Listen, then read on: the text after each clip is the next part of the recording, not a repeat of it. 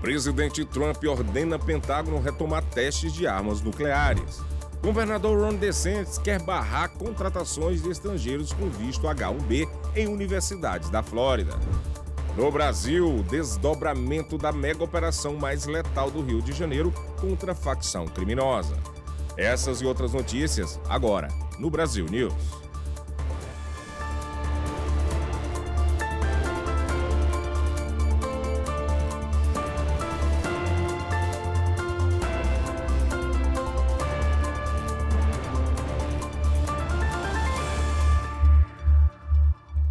Boa noite.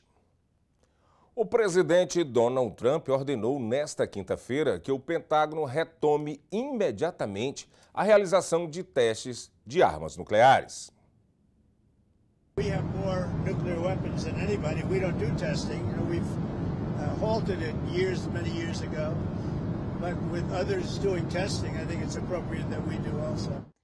Não ficou imediatamente claro se ele se referiu à detonação real de uma bomba, algo que os Estados Unidos não fazem há 33 anos, ou simplesmente ao teste de voo de mísseis com capacidade nuclear. Em publicação no Truth Social, Trump disse que o Pentágono começará a testar o arsenal nuclear dos Estados Unidos em igualdade de condições com outras potências nucleares. Ele disse também que precisava agir para garantir que Washington se mantivesse à altura das potências rivais, acrescentando que os locais de teste seriam decididos posteriormente. A ordem de Trump para a retomada dos testes ocorre em um momento em que a China expande rapidamente o arsenal e poucos dias após a Rússia afirmar ter realizado com sucesso provas de um míssil de cruzeiro e um torpedo de propulsão nuclear. Trump criticou o presidente russo Vladimir Putin, sugerindo que ele deveria se concentrar em acabar com a guerra na Ucrânia em vez de lançar mísseis. O governador da Flórida anunciou mudanças polêmicas na contratação de estrangeiros com visto H-1B em universidades. A repórter Lorena Gomes tem as informações. O anúncio foi dado em coletiva de imprensa pelo governador Ron DeSantis. Em uma postagem na rede X, DeSantis diz que o estado não vai tolerar o excesso de uso do visto H-1B em contratações de estrangeiros e que as instituições devem priorizar cidadãos qualificados formados nas próprias universidades da Flórida. Ele ainda disse que se as universidades não encontram americanos aptos para as vagas, devem rever os programas acadêmicos para entender o motivo. I'm directing today the Florida Board of Governors to pull the plug on the use of these H-1B visas in our universities. We can do it with our residents in Florida or with Americans, and if we can't do it, then man, we need to really look deeply about what is going on with this situation. O H-1B é um visto de trabalho temporário criado para permitir que empresas americanas contratem profissionais estrangeiros altamente qualificados em áreas que exigem conhecimento especializado. Dados do Serviço de Cidadania e Imigração, o USCIS, apontam que na Flórida, mais de 7.200 pessoas estão empregadas com visto H-1B para o ano fiscal de 2025. Desses, 677 são da educação. E um homem foi preso depois que investigadores encontraram centenas de imagens e vídeo de abuso sexual infantil no celular dele. Segundo a polícia, Nathan Holmbergs tinha cerca de 650 arquivos com crianças entre 3 e 10 anos de idade. Parte desse material indica que algumas vítimas podem nem ter percebido que estavam sendo gravadas. Ainda de acordo com a investigação, Holmbergs trabalhou cuidando de crianças durante o tempo dos abusos. 8 vítimas foram identificadas, mas o suspeito admitiu que existem mais. Ele já havia sido preso em 2012 pelo mesmo crime. Agora volta a enfrentar a justiça, enquanto as autoridades tentam identificar todas as vítimas. E depois de mais de 5 décadas de mistério, a polícia finalmente conseguiu identificar a mulher conhecida como Little Miss Lake Panasoffkee. O corpo dela foi encontrado em 1971, debaixo de uma ponte na rodovia I-75, no condado de Sumter, envolto em um tapete e com um cinto no pescoço. Ela permaneceu sem identificação por quase 55 anos, até que um novo sistema de impressões digitais, chamado Storm, conseguiu fazer a identificação. A investigação apontou que a vítima é Maureen L. Mino Rowan, conhecido como Cookie. Ela tinha 21 anos e era mãe de 2 filhos.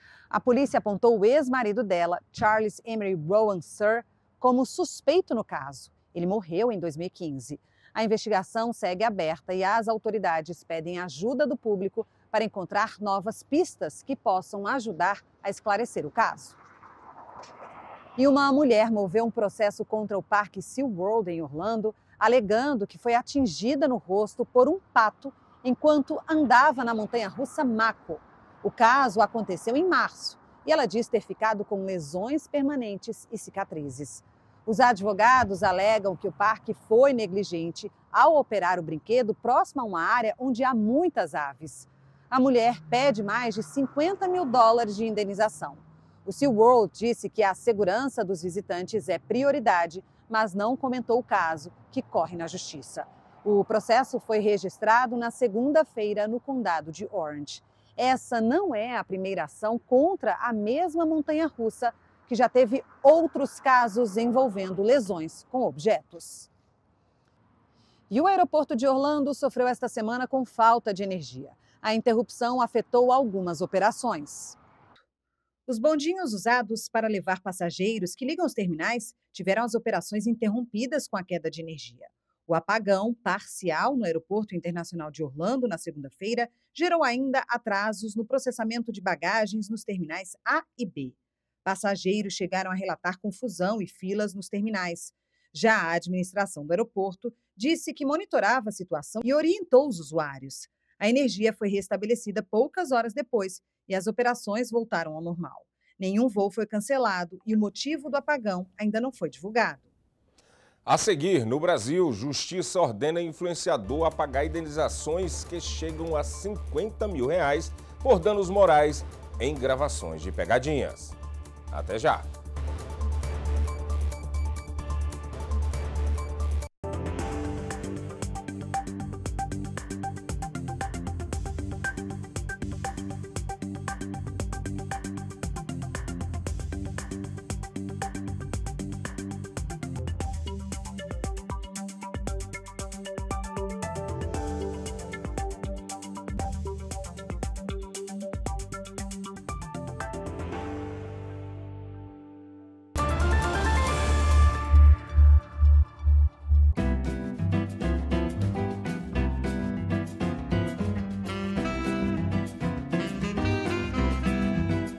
As linguiças cortes trazem o sabor artesanal que une amigos e família.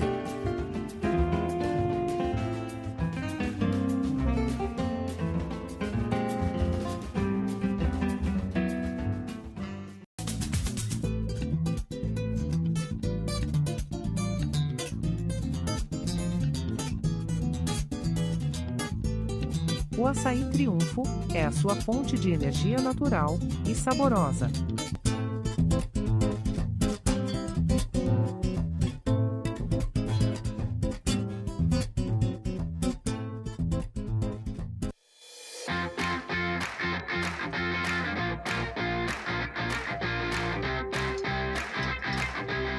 Mimoso traz para a sua mesa o autêntico sabor de Minas Gerais.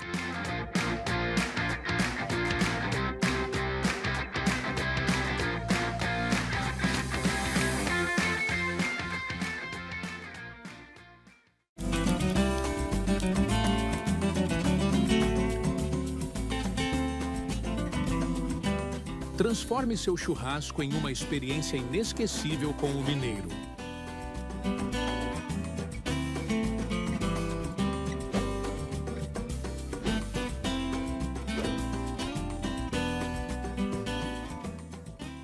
Fala, meu povo! Estamos começando mais um episódio do Salto Alto Podcast, com essa série na América.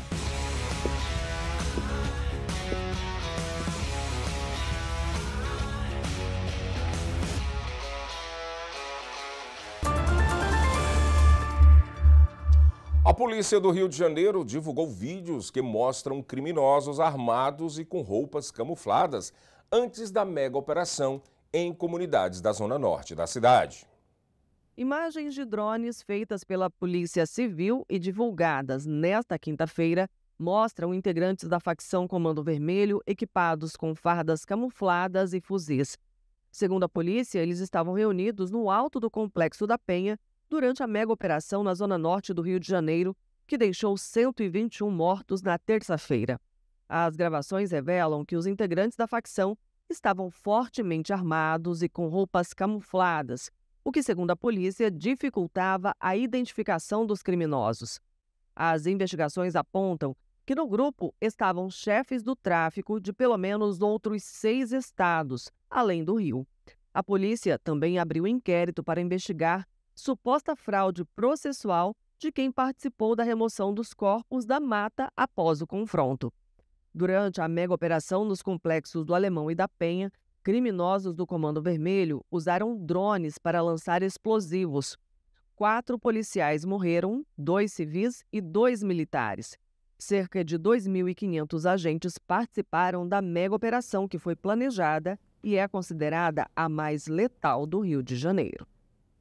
O ministro Alexandre de Moraes, do Supremo Tribunal Federal, STF, anunciou que vai conduzir as audiências do governador do Rio de Janeiro, Cláudio Castro, de policiais, procuradores, entre outros, sobre a mega operação. A expectativa é de que Castro explique os detalhes da ação, atendendo ao pedido do Conselho Nacional dos Direitos Humanos. A audiência está marcada para 3 de novembro, no Rio de Janeiro. E agora você fica com as principais notícias do Brasil com a correspondente Arlene Balieiro. E uma professora universitária foi assassinada a tiros horas depois de ir à delegacia de Ipojuca, na Grande Recife, capital de Pernambuco. Simone Marques da Silva, de 46 anos, foi ao local para prestar depoimento sobre uma investigação de fraudes milionárias de verbas públicas, mas teve o depoimento remarcado. Poucas horas depois, a professora foi morta no quintal da casa dela. O crime aconteceu na terça-feira. A vítima foi citada no inquérito que apura fraudes de 27 milhões de reais que envolvem emendas parlamentares da Câmara Municipal e a Faculdade Novo Horizonte, onde trabalhava. A Polícia Civil trata o caso como homicídio consumado. Agora eles querem saber se o crime tem relação com o esquema de corrupção. E um jovem de 22 anos foi resgatado pela Polícia Civil em Goiás após ser mantido como escravo sexual de um traficante por mais de 1 ano. Segundo a polícia, o rapaz foi encontrado trancado em um quarto pedindo socorro. O suspeito, que já tinha antecedentes por tráfico internacional de drogas, foi preso em flagrante. Em depoimento, o jovem contou que ficava preso o dia todo com comida e água deixadas no quarto e que era violentado frequentemente. Ainda de acordo com a polícia, o rapaz procurou o traficante para comprar drogas e ofereceu sexo como pagamento e acabou em cárcere privado. A perícia confirmou os abusos relatados pela vítima. O criminoso vai responder por tráfico de drogas, cárcere privado e estupro. E a Justiça do Rio Grande do Sul suspendeu o afastamento do professor da rede pública Rafael Martins da Costa, que comemorou a morte de Charlie Kirk, morto a tiros nos Estados Unidos. Rafael responde a um processo administrativo por ter publicado charges irônicas sobre a morte do ativista conservador. O professor trabalha há 8 anos em uma escola municipal de Bento Gonçalves. A prefeitura alegou que o docente, abre aspas, incitou a violência e que exerce grande influência sobre os alunos, fecha aspas. No entanto, a Justiça entendeu que as justificativas não eram suficientes. Já a defesa do professor se baseou na liberdade de expressão artística garantida por lei, afirmando que as charges foram feitas fora do horário de trabalho. O processo disciplinar segue em andamento. E o influenciador Rafael Francisco Cavalcante da Silva, conhecido como Rafael Chocolate, foi condenado pela Justiça de Pernambuco a pagar quase R$50 mil em indenizações por danos morais. Trata-se de processos por gravações de pegadinhas com desconhecidos na região central de Recife. De acordo com a Justiça, em uma das ações, um jovem de 25 anos que aparece na pegadinha do balde alegou que o vídeo causou problemas psicológicos graves. No caso dele, a justiça determinou uma indenização de R$30 mil. Já um comerciante senegalês, também exposto em uma gravação sem consentimento, afirmou ter sofrido constrangimento e racismo. Neste caso, a justiça deixou o valor fixado de R$20 mil e ainda cabe recurso. Rafael Chocolate possui mais de 5 milhões de seguidores nas redes sociais e os vídeos somam milhões de visualizações. Veja agora como ficou a cotação do dólar frente ao real.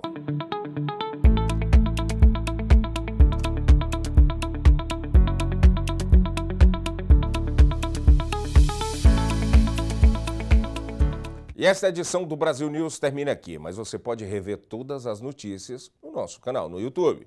Boa noite.